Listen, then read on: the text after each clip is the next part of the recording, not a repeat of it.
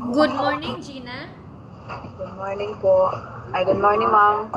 Okay, Gina, can you tell me about yourself? I'm Gina abalde, 34 years old, single mother. I have one kid. Okay, I have a few questions for you to answer, so let's start. Why do you want to work as a maid? Because this is the easiest job. Why you choose Malaysia when there is a lot of other country? Malaysia is a progressive country and here in Philippines. How are you qualified for this job? I'm equipped and I have already knowledge of this job. May I know what your educational level is? I'm college level. Are you graduate? I'm undergraduate. So you are college undergraduate. Yes, ma'am. What is your recent working experience? I'm working as a maid. You're working as Maid local or abroad? abroad, Okay, which country was that? Saudi Arabia and Jordan. For how many years? Almost 7 years. Do you have experience of taking care of babies? Yes, And whose babies are you taking care of? my own babies. How about elderly? I also elderly. I have experience take care of elderly people in my And mother before. whose elderly is that? My employer. Your employer. Yes, mom. Do you have any other special skills? Yes, mom. What was that? Manicure, pedicure, massage. Okay. Are you willing to learn new skills? Yes, mom. Are you willing to work with a family where the mother-in-law or any relatives stay together?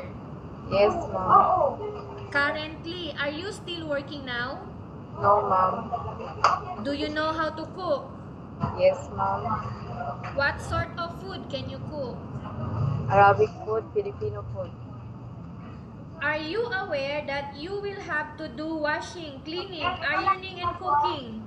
Yes, mom. Okay, from all the house chores like washing, cleaning, ironing, and cooking, which do you like most? Cooking. If ever you were selected to work in Malaysia, who will take care of your kid? My parents. You are not allowed to use handphone during working hours. No phone. Yes or no? Yes. Make it louder. Yes, Yes, ma'am. ma'am. You are strictly needed to surrender the handphone to your employer in the morning and your employer will return back to you once you're going to bed. Yes, ma'am. If ever your employer finds out that you're abusing of using your handphone and it's affected your work performance, your employer will confiscate your handphone and you are not allowed to hold it anymore. Yes, ma'am. Instead, your employer will allow you to call to your family 3 times in a month. You only allowed to bring normal phone and you are not allowed to bring smartphone. Are you agreed for the terms and condition? Yes, ma'am. Are you agreed to the rules and regulation for the handphone? Yes, ma'am. How many years is the contract as you agreed and understands? 2 years contract. Can you describe for me your ethics, your attitude? I'm hardworking, patience. How can you assure to us that you will work hard in Malaysia? Pardon, ma'am. How can you assure to us that you will work hard in Malaysia? I'm equipped and I have already knowledge of this job. Can you promise not to use the telephone without the permission of your employer? Yes, ma'am. Can you promise not to put on makeup but to dress properly while work? Yes, ma'am.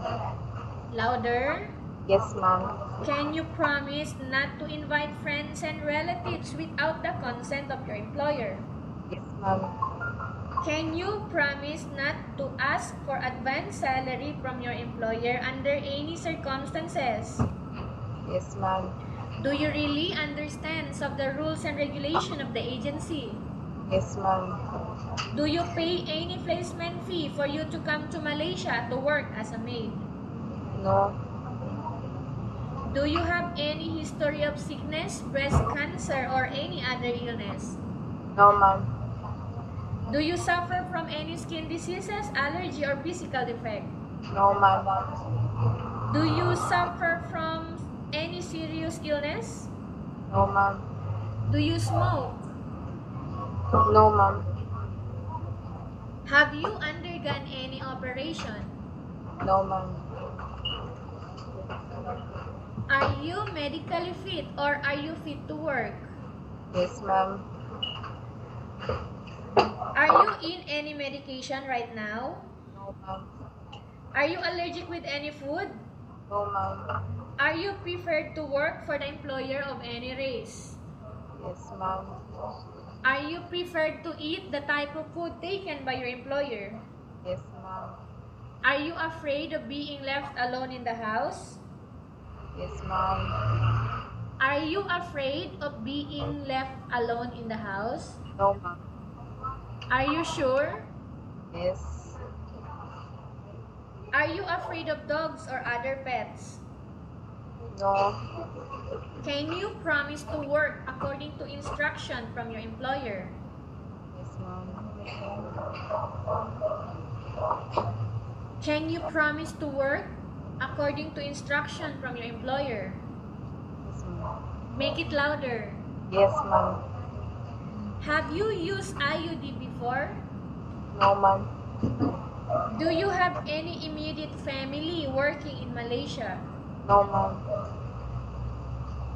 Okay, Gina, we have finished our question section. Let's go to case study.